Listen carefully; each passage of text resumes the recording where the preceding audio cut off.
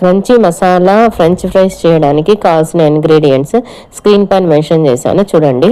1 kg పొటాటోస్ని క్లీన్గా wash చేసి దానిపైన స్కిన్ని పీల్ ఆఫ్ చేయండి. పీల్ ఆఫ్ చేసిన పొటాటోస్ని అదే అండి తొక్క తీసిన పొటాటోస్ని నీట్గా కడిగి ఇలా బార్స్ లాగా కట్ చేయండి ఈక్వల్ సైజ్లో. ఫ్రెంచ్ ఫ్రైస్ అంటే పిల్లలకి చాలా ఇష్టం కదండి, పిల్లలకే కాదు అందరికీ ఇష్టము.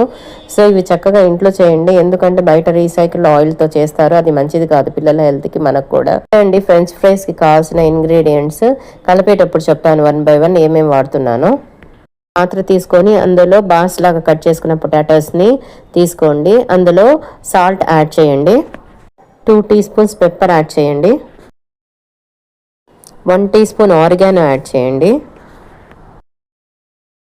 2 teaspoons చిల్లీ ఫ్లేక్స్ యాడ్ చేయండి, 10 రెడ్ చిల్లీస్ని కోర్సుగా మిక్సీలో గ్రైండ్ చేస్తే చిల్లీ ఫ్లేక్స్ రెడీ అవుతాయండి. 2 teaspoon ఆయిల్ యాడ్ చేయండి. సో ఇవంతా పొటాటోస్కి నీట్గా పట్టేటట్టుకు నెమ్మదిగా కలపండి. 6 teaspoons కార్న్ఫ్లవర్ యాడ్ చేసి నెమ్మదిగా పట్టించండి. 10 teaspoons రైస్ ఫ్లవర్ యాడ్ చేయండి, దాన్ని కూడా లైట్ హ్యాండ్తో కలపండి. 10 teaspoons మైదా ఫ్లవర్ కూడా యాడ్ చేయండి, మైదా వద్దనుకుంటే గోధుమ పిండి కూడా యాడ్ చేయొచ్చు. ఈ ఫ్లవర్స్ నంది ఈ పౌడర్స్ నంది నెమ్మదిగా లైట్ హ్యాండ్తో కలపాలండి, ఎక్కువ ప్రెషర్ వేసి కలపద్దండి, ఎందుకంటే పొటాటోస్లో వాటర్ వచ్చేస్తాయండి ఎక్కువ ప్రెషర్ పెడితే. ఇలా టాస్ చేయండి పొటాటోస్కి ఫ్లవర్ అంతా నీట్గా పట్టేటట్టు. సో ఈ పొటాటోస్ చాలాసేపు వరకు చాలా అవర్స్ వరకు క్రిస్పీగానే ఉంటాయండి మనం ఇలా ఇంట్లో చేసుకుంటే. అవే బయట తెచ్చినవి కాసేపు క్రిస్పీగా ఉండి మళ్ళీ మెత్తబడిపోతాయి, కానీ ఇవి చాలా క్రిస్పీగా చాలాసేపు వరకు ఉంటాయి. స్టవ్ వెలిగించి బాండలు వేడెక్కాక 250 ml ఆయిల్ యాడ్ చేయండి.